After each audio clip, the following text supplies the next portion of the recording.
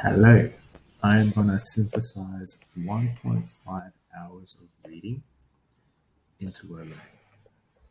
So that turned into 26 minutes of taking notes, 10 minutes of proofreading, and now I'm going to synthesize it into an audio in a loom. So here we go. Here are the things I took from a book called Relentless by Tim Grover, and how it applies to me right now in school and setting up my own online coaching consulting business. So I'll read the passage and I'll take what I learned from it. Doesn't want to give up on things to disapprove of.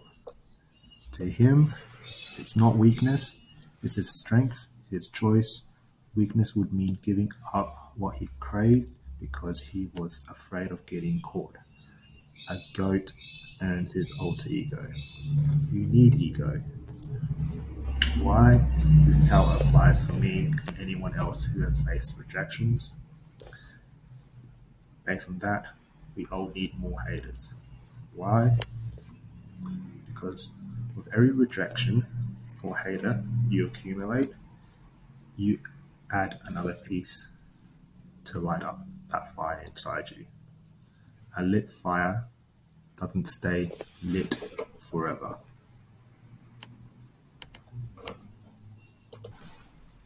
You need both motivation and discipline to stay consistent for a long time. For those who are nice or want to be liked, we need that balance of being hated because we can't have everyone like us. And for a fact, we are going to get more rejections when we're beginning business. The next passage. Be honest. Would you be as successful if you followed all the rules and always behaved and never took chances? No. You'd be just like everyone else, scared about failing and worried about being liked. There are 3 tiers of information. The first one is free information. Google and YouTube. Everyone is listening to this because it's for free.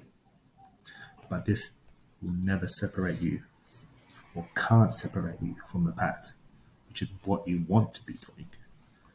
The next tier is paying for a coaching program. If you pay for a coaching program, you're overcoming both your own fear and your own self-doubt, and as well as the fear of finance and committing financially.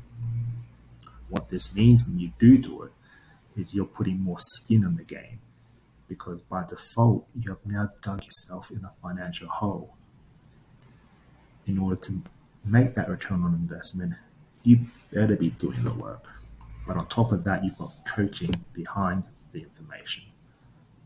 That is way better than free information. The most riskiest one I have yet to do is to actually burn the boats, go all in. That is survival mode. For example, quitting your job. Not too sure about that because there's no financial backing. So a side hustle setup for me works well. But stopping going out, going to clubs, hanging out with friends that just want to have fun. I love them to bits, but for me, I'm in a season of grinding, putting in the work, so I have to sacrifice some of that fun. So I'm burning the boats for fun. Next passage. I'm not telling you to stop searching for answers, but learn about yourself and then trust what you know so you can build on what you already have.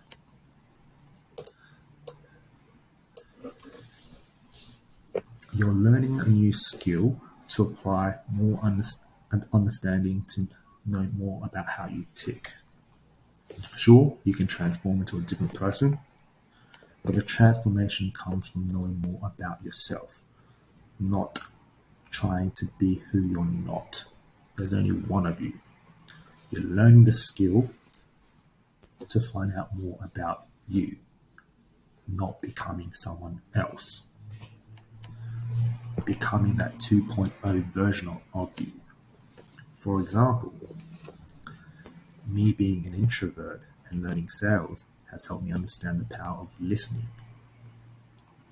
I'm a good listener because I love listening. Sales has taught me what active listening means. So based on the fact that I'm already a good listener, I can now identify what prospects are wanting based on what they're saying. So therefore they're already selling themselves to what they want. So I already have an upper hand because I already knew this. I just have to be shown from a different point of view. Hence why I've learned this skill of sales.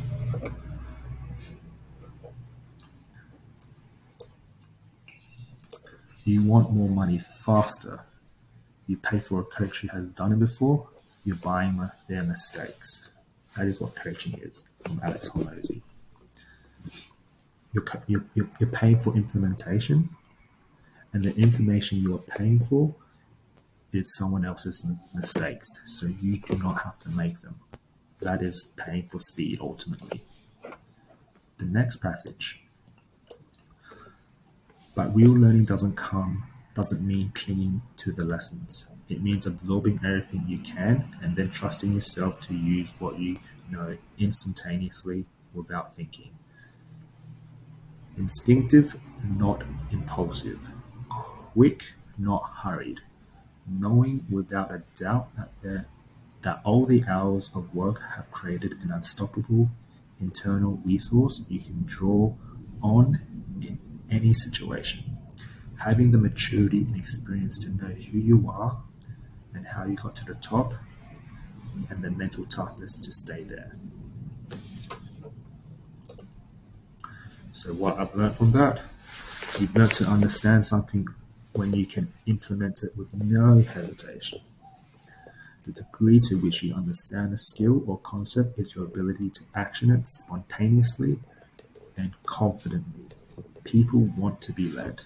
If you have an amazing offer and can fulfill, people want to see that conviction.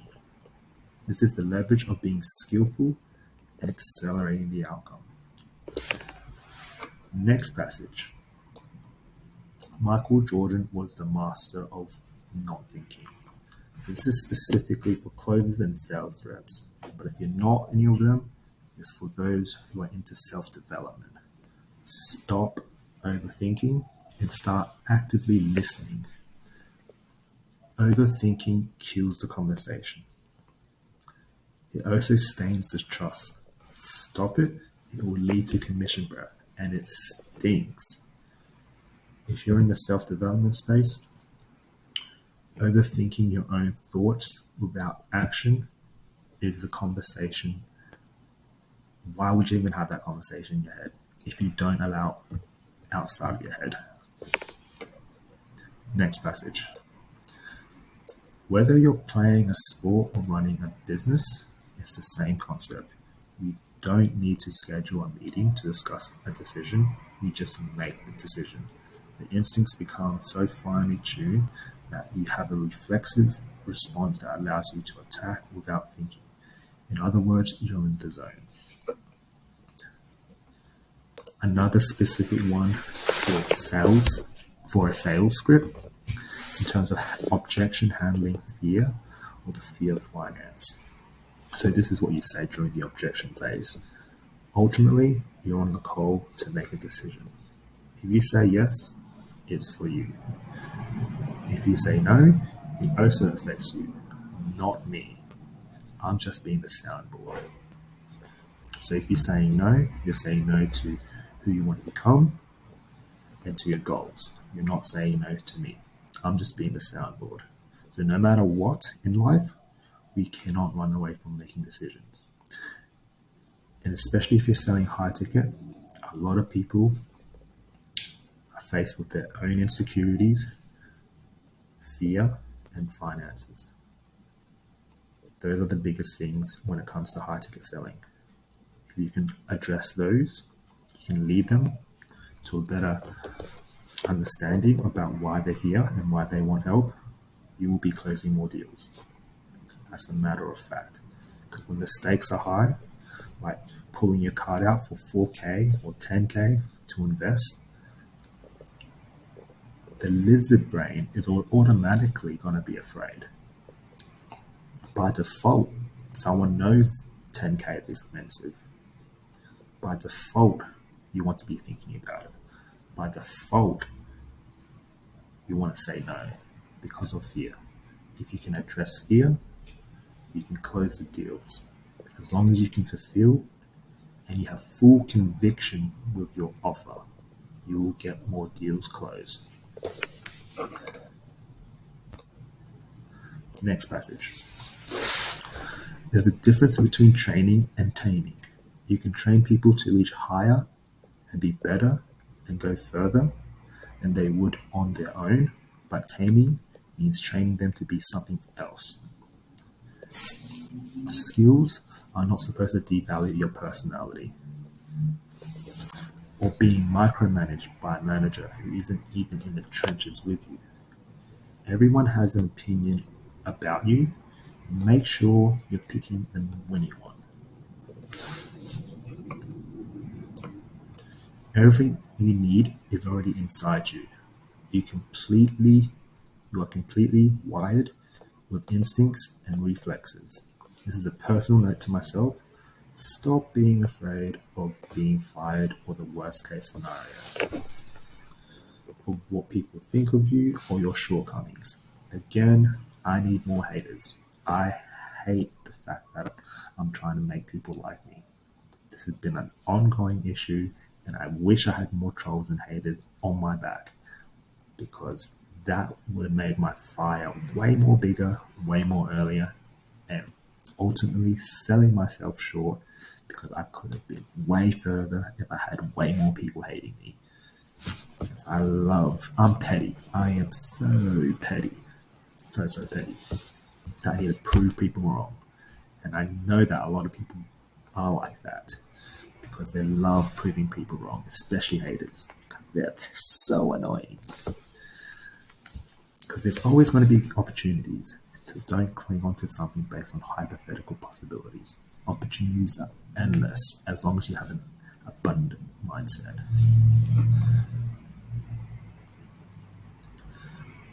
Next passage.